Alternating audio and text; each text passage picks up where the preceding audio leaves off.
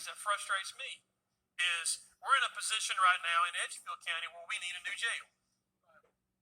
Now, we're in a unique position because Saluda County, which borders us, also needs a new jail at the same time.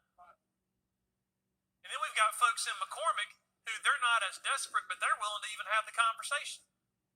Now, But when you put that total population together in that region, it makes sense if you've got a regional jail. it absolutely makes sense. Right.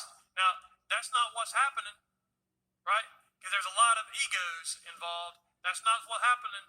And this is where I've got a real difference with what the conference committee did on the SRS funds. They picked a side in Edgefield, and now we're going to have this great, wonderful, amazing law enforcement center.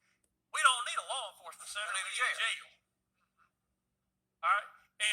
And it would have been much better for taxpayers if we had cooperated, if we'd taken advantage of probably the once-in-a-lifetime or longer opportunity where a neighboring county needs a jail at the same time to work together. Because you know what? It's not unique. Senator from Orangeburg can tell you, right? Orangeburg and Calhoun share a jail. And you know what? It works. It works. And there are a couple other counties that have banded together. Right, and so what I said is, look, let's band together with. So if you band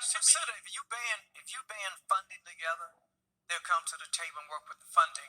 Especially, it makes sense to the citizens who's got to pay for it. That's what Superintendent Spearman figured out with school. And that's on the education side, but you got to include the Association of County, Municipal Association, economic development groups who actually come in and start working in these regions. I'm all for that. Because these rural regions are getting smaller, but the needs are getting greater. Understand? I live there. Right. I mean, I'm with you. I understand. I mean, especially the rural areas that are not near water. Correct. Right.